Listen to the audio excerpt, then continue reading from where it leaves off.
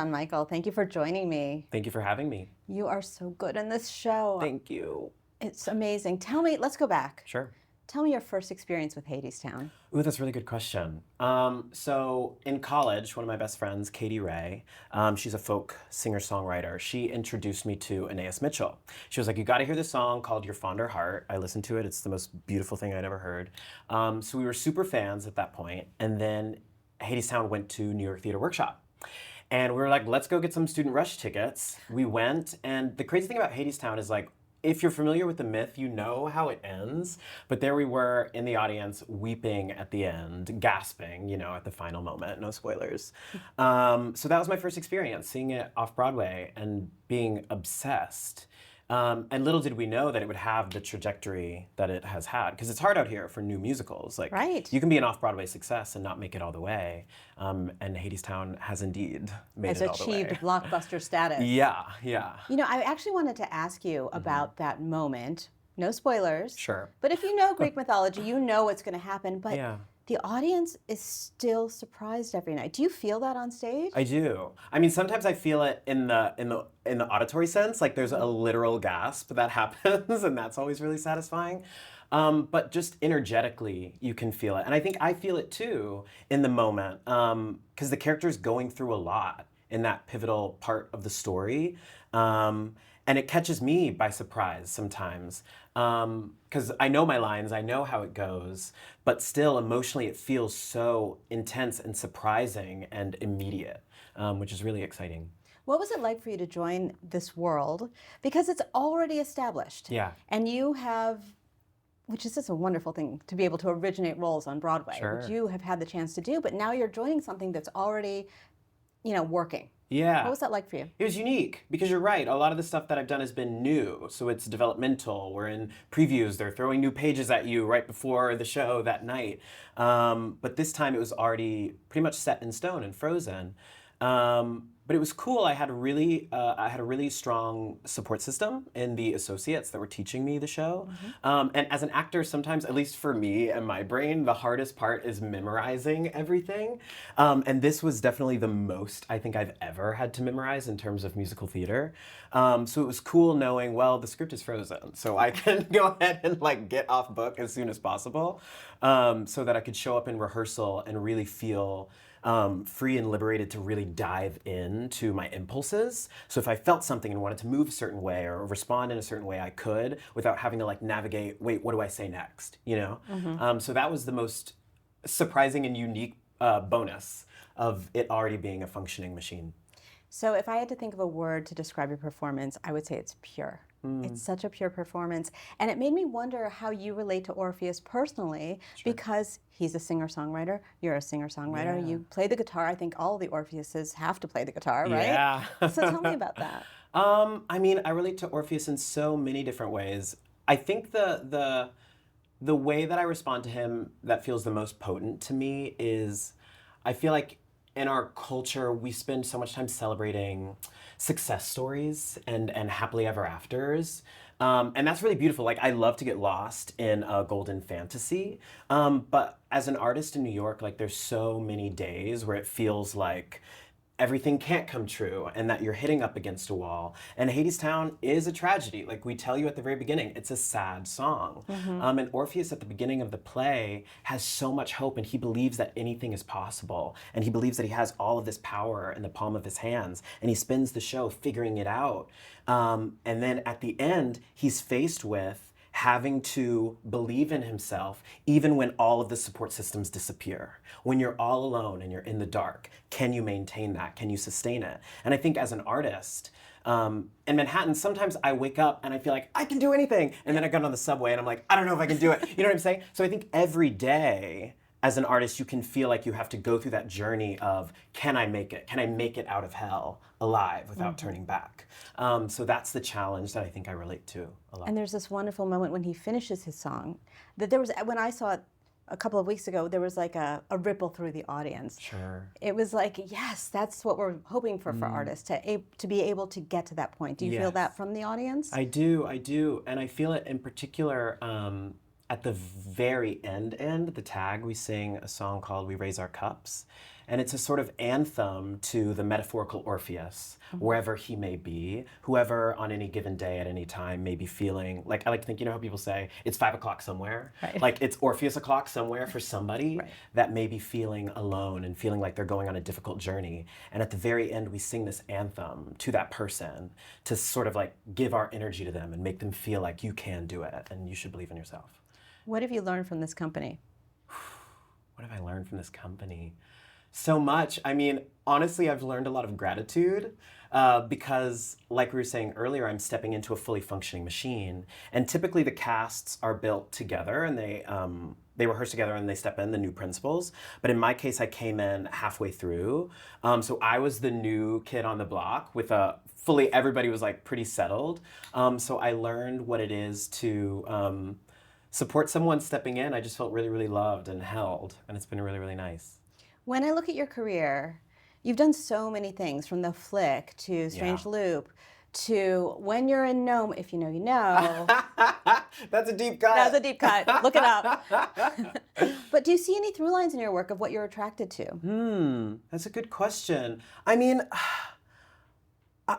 in a spiritual sense, I feel like I'm just being pulled in this direction. You know, sometimes as an artist, like if you're lucky, yes, you can choose every role that you play and you're, you know, I'm going to do this and I'm not going to do this. But like for me, it's just been a lot of luck and circumstance. And of course I work really hard. And a phrase that I held on to in college is that luck is when preparation meets opportunity.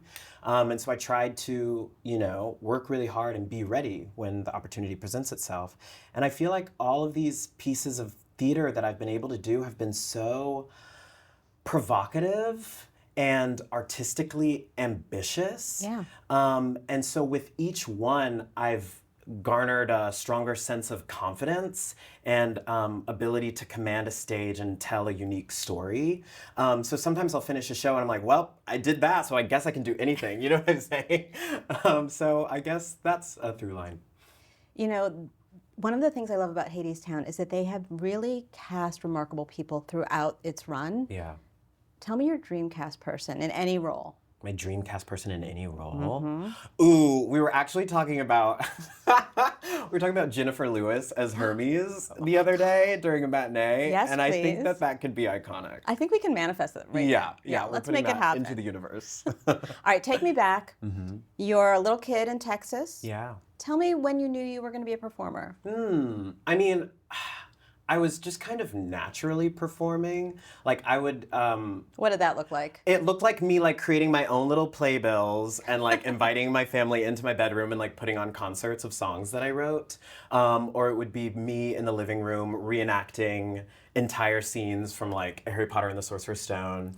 And then I went to middle school and I had a theater teacher, Kristen Culinary, who was like fresh from New York, ended up in Mesquite, taught there for I think the 2 years that I was there. And I just felt really lucky because she was a great teacher and paved the way for me going to an arts magnet high school, Booker T. And without her, I never would have found theater. So she saw something in you. Yeah. And you got lucky to have someone that was like an ambitious teacher. Yes, an ambitious teacher. I was really lucky. So what did she see in you? What were you doing? Improv, sketch comedy, and also she encouraged playwriting, which was really cool and really fun. She fostered a sense of creative play and like a sense that that creative impulse is not something to be ashamed of or something to like tuck away. It's something to lean into. And to get that when you're 12 in Texas, I think is really pivotal. So who has inspired you? Because you've really blazed your own path Sure. as an artist in other people's work and then in things that you've written yourself. Yeah. Yeah. I mean, the immediate answer that comes to mind is someone like Anais Mitchell, who had been writing for so long from her pure, authentic, and poetic self, and just kind of kept doing that until the world or the Broadway community took notice. And that's something that I'm really inspired by. Because as a writer and an actor, like I'm not always in a show, I'm not always acting. And thankfully, when I'm not in a show, I don't like wallow in self-pity in those moments. I'm like, oh, okay, great. Like finally I have time to like write music. So it's nice to have a sort of balance in my artistry. When I'm acting, and then when I'm not, I get to write something, and then maybe something will stick, maybe it won't. But there's always this role of artistic impulse.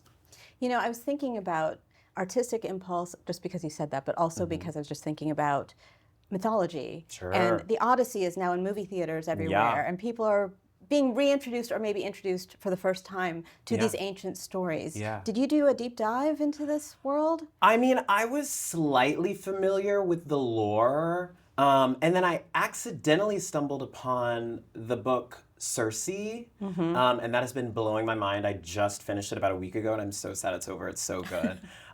So I think Greek mythology has just kind of always been around in my life. So yeah, I did do some deep dives before the show, and the thing that I was most curious about was. I mean, this is a spoiler, but I think it's okay. It's an old tale. I spent a lot of time asking myself why Orpheus makes the choice that he makes at the end. Because it's a poem, right? And with these old Greek myths, it's meant to teach you something. It's meant to awaken a lesson.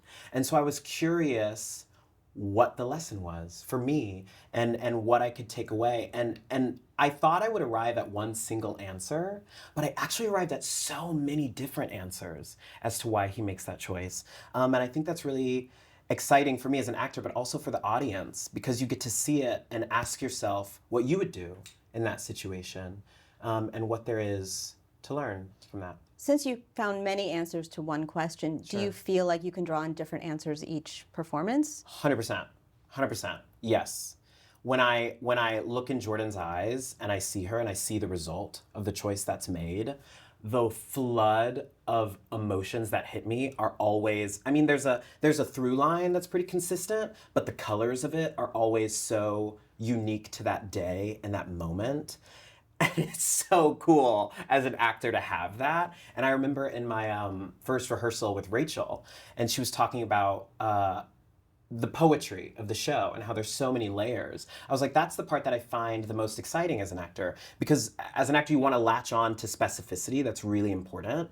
And in this show, there's so much specificity to latch on to that it's really difficult to get bored with it, because there's so many different layers and meanings and metaphors to tap into.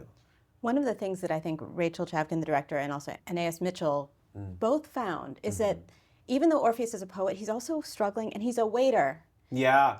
You know, He was a poor boy. I know that you have that experience too. I did, yeah. And that is something that artists of all stripes have to deal with. Like, you have to survive. Yeah. Tell me about your meager beginnings. Sure. I mean, it's funny. I remember in rehearsal when we were staging the beginning of the show, I come out with a rag and I have to like clean a table for a moment. And I remember I was like, oh, I remember doing this. Back at Westville. Back at Westville. So yummy, so delicious. I love Westville.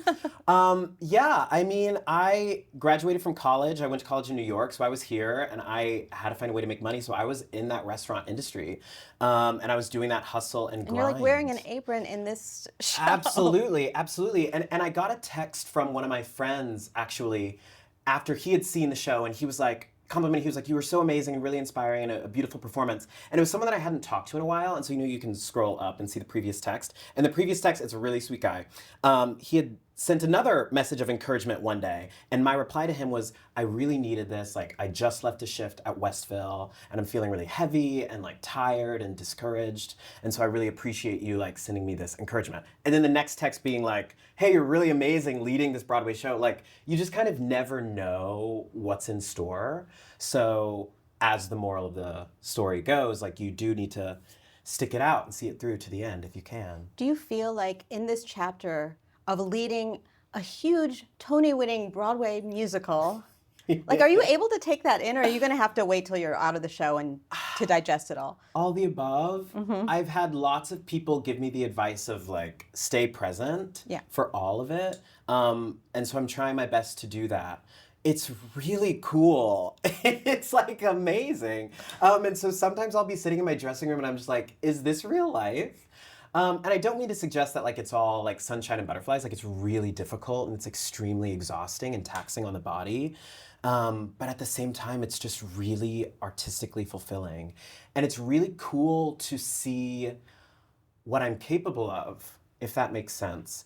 Because it's such an immense challenge. And with every new role, every new show, there's a question at the beginning of like, well, I hope I can do this. Right. And it's really cool to step inside of it and see that I can. And there are some parts of the show, like Doubt comes in as one of my favorite songs to sing in the whole show. And when I was learning all of the music, it was actually the most difficult to unlock in my voice because the stakes are so high and I wanted to really find like a rock mix belt for it. And it's funny that like the part that was initially the most challenging is now the most rewarding, and I look forward to it every show. It's cool. Highly recommend. Yeah. Well, thank you for joining me. It's wonderful to talk to you. Thank you for having me. Likewise.